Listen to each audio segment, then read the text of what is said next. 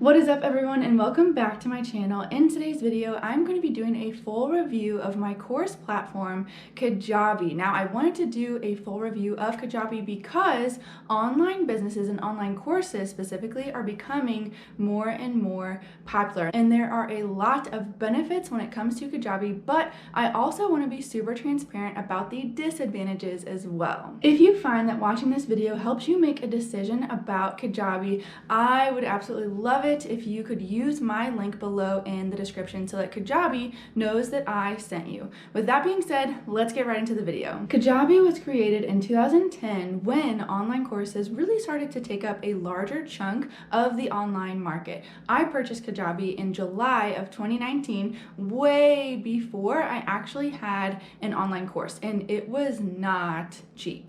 I paid right around $1,500 for a yearly subscription, and I wanted to get familiar with the interface so that I had plenty of time to move my website over before I started creating courses. What really drew me to Kajabi was that it was an all-in-one platform, meaning it would replace my Squarespace subscription, which was $97 a year. It would also replace my HelloSign subscription, which was $156 a year. It would also replace my Google Forms, Zapier, and my MailChimp account. Clearly, you can see that this was a huge jump for me investment-wise. At the time, I was doing about $70,000 a year in revenue, but everything was like duct taped together with Zapier. It was so hard to get things integrated, and it was very difficult to get things automated as well. Since using Kajabi, my onboarding process and my offboarding process are completely automated. So I'm able to really deliver an almost seamless experience for my clients. And this really leads into my first big pro and con of Kajabi. For me, the pro is that it really is a one-stop shop. The only other softwares that I use in my business are Canva, Calendly, Later, Asana, Zoom, and Stripe. I will make note here that there's a lot of feedback when it comes to the Kajabi marketing side of things, and I'll talk about that in depth in a second. But just know that I have a relatively small email list in comparison to other online businesses, and so the tags and the automations are enough for me. However, a lot of Kajabi users opt to stay with ActiveCampaign or ConvertKit because those softwares are just more robust than what Kajabi offers right now. So the benefit is that it really is a one-stop shop for me. The big disadvantage here is that the introductory price is pretty steep. They do offer a 30-day free trial, but creating courses, moving over your website, it's all such a long game. And I've talked to people who are interested in Kajabi, but it's such a big leap for them to really invest in the software and move everything over. Since it doesn't make sense to purchase Kajabi and keep around all these other apps and softwares, it's really a big all or nothing investment for a lot of people. Another huge benefit of Kajabi is their customer service. Kajabi's customer service is honestly unparalleled. There are so many ways after you purchase Kajabi that they have provided for you to get connected so you don't fall off the wagon and give up. My favorite thing that Kajabi did is that when you sign up and purchase Kajabi, they give away time with a Kajabi specialist to really help you get started and allows you an opportunity to ask any questions that you have whatsoever. I used this service for several months and I absolutely loved it. This is how it works. You simply schedule a time, and then at your appointment, you hop on a Zoom call, and the Kajabi specialist will walk you through basically a tour of Kajabi, or they'll show you some new features or features that might specifically help you and your business. And then I personally always had a list of questions if I was stuck building a funnel, or if I didn't know how something worked, or if I was stuck when I was transitioning everything over from Squarespace. I asked them all of those questions, and that helped so much. This is so genius. Honestly, I could go on and on about how great this service was. I think I booked like 3 or 4 calls with a Kajabi specialist, and they were so amazing. They always sent me follow-up emails, making sure that everything was still running smoothly. And I always left those calls with all of my questions answered and concrete next steps that I could take to finish off that project or that task that I was working on. And this really helped me transition from Squarespace, and it really helped me start start creating my courses and getting those out there for people. Full transparency, I have never experienced a company, let alone a software company, go the extra mile like that and have systems and processes set up and in place for new customers. Honestly, that made the biggest difference, and it really elevated my experience with Kajabi. Another customer service component that they have created is the culture that they have created around revenue milestones and affiliates. When you hit certain Kajabi milestones, you automatically get prizes and a congratulations letter, along with little videos and pictures that you can share to celebrate your milestone. And some of the merch, of course, included this shirt, which they sent me whenever I hit a certain revenue milestone. The funny thing is that I was living under a rock and I didn't even know that this was a thing with Kajabi until I joined the Facebook group and I learned that you could actually submit your revenue in retrospect. I absolutely love the merch that they send out, and it's just a nice personal touch that really helps you feel like you're a part of the community, and it makes you want to promote their brand. Another Kajabi customer service component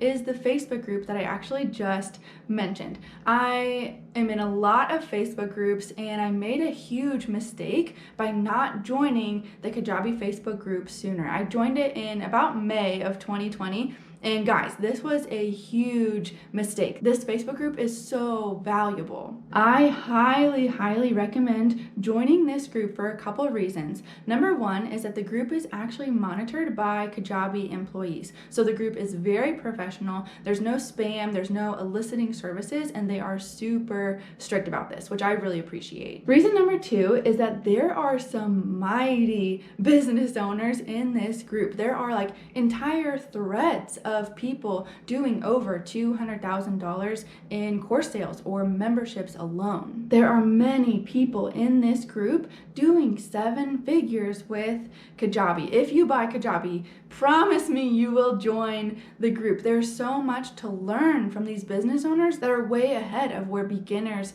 are at, and it has really opened my eyes to a lot of features and a lot of opportunities that Kajabi presents that I didn't even know about when I bought Kajabi. Number 3 is just like the Zoom calls that I mentioned earlier, the Facebook group is a great place to ask questions and get updated information. A lot of the times the threads and the answered questions online in the forums and whatnot are so dated. I remember before I joined the Facebook group, I would Google questions about Kajabi and the answers would be from like 2017. Kajabi is constantly updating their interface and their software, and so an answer that worked in 2017 most likely was not going to work in 2020. The Facebook group, however, has all updated answers, which is really nice. If you are worried about purchasing Kajabi and then being alone with your frustrations, I want to make it 100% clear that that is not the case. The customer support and the options that they provide to overcome obstacles on this platform are so much better than literally anything else that I've purchased. Moving on to another disadvantage about Kajabi, and be sure that this has nothing to do with their customer service, but it does have something to do with me being a coach on the platform. So my course, 12 Weeks to Wealth, is a course one-to-one hybrid, meaning that there's recorded content and I also meet one-to-one with those clients. The recorded content inside Kajabi, inside my course, is dripped out seamlessly, but a huge bummer and a huge disadvantage of using Kajabi is that my one-to-one sessions, the documents we use individually, I have to use Google Drive for those. There's no way right now inside of Kajabi to attach a document to a member inside of the course. And I feel like this is a no-brainer, especially when it comes to coaching, but as of right now, that is not a feature that they have inside their courses. I really hope that they change this in the future because it's just very clunky for the client to have to use the student dashboard for all of the recorded content and the bonus modules, but they also have to use Google Drive for our custom documents that we put together. Again, if you are just making courses, this probably isn't going to affect you. It's very niche and it's probably just a problem that coaches have, but I still hope that they add this feature in the future for the coaches that still have a live one-to-one component to their course. With all that being said, another benefit of Kajabi is the ease of use for clients and myself. I get compliments on my website all the time. And that honestly means a lot because I designed and wrote everything myself. And I didn't know any code, I didn't know anything business when I started my business, but it just feels so good to know that it's very aesthetic and it also gets the job done. It turns prospects into clients. So I want to encourage you that if you purchase Kajabi, you don't have to know any code. You can use Kajabi's own website configuration to make a stunning website that converts. The feedback that I've gotten from my clients is that the student dashboard and the course itself is very easy to navigate, and it also helps them stay very organized. I've been very, very pleased with the automations inside of the course, and like I said earlier, my onboarding process and my offboarding process are completely automated, which saves me a ton of time. It was also very easy to upload all the content to the course and lay everything out, but another disadvantage is that the max file size for the videos within the content is 4 gigs. This is relatively small in a world where I shoot everything in 4K and I want my videos to be really crisp and really clear because my clients have likely already seen a lot of my videos on YouTube. I know that this is pretty nitpicky, but I'm saying it anyway because if you have a YouTube channel, if you're used to dealing with video, this is really gonna annoy you. You're gonna have to continue to condense the video down to 4 gigs, or you're gonna have to keep lessening the quality in order for it to be accepted. Another benefit is that Kajabi is constantly improving the platform and they are very receptive to the feedback from their users. I've seen glitches get reported in the Facebook group and literally hours later, the glitches are fixed. It's insane. They are really trying to create a very positive environment, and they are super open and wanting to help the users create a great experience for their clients as well. This makes me very optimistic that Kajabi will be here to stay. There's nothing worse than investing in a tech company who's not willing to adapt, and usually those aren't around super long anyway. I really appreciate the fact that Kajabi wants to meet the needs of their users as they change and evolve, and I appreciate that they're looking toward the future of online courses. Before I dive in more specifically to my experience with Kajabi over the past year, I want to talk about one more disadvantage that Kajabi has been dealing with for a long time, and that is email deliverability. I swear that every other complaint that comes through the Facebook group has to do with email deliverability or low open rates. And don't get me wrong, that is super frustrating. Email lists are crucial for selling courses and ultimately building a brand. And so when so much work goes into an email sequence only for the entire thing to be sent to spam or promotions, people do lose their minds a little bit. Kajabi has said that they are actively working on this issue. Trust me, they know that it's a weakness on the platform right now. But there are some things that you as a user can also do to help ensure that your emails don't end up in the junk folder. Number one is this. Kajabi has a lot of really beautiful email templates complete with pictures and links and buttons, countdown timers, videos, all these things. Don't use any of it. The reason behind this is that spam triggers include lots of pictures, lots of links, lots of fancy stuff within the email. Some of the best email marketing advice that I've heard is that in email marketing, you have to sell with words, nothing else, just words, and there's really no way around that. Advice number 2 is to keep Kajabi as the default sender. Under settings, you can change the default sender to yourself, but this looks very suspicious to email boxes. The deliverability has been tested, and it's better if you keep Kajabi as the default sender. Number 3 is to avoid trigger words like free, click here, apply now, etc. All of those words are going to cause your emails to go from a person's inbox to their junk or spam folder. And number 4 is to clean up your email list every 6 to 12 months. Delete any inactive users. The more people that click and open your emails, the better chance you have of your emails being trusted.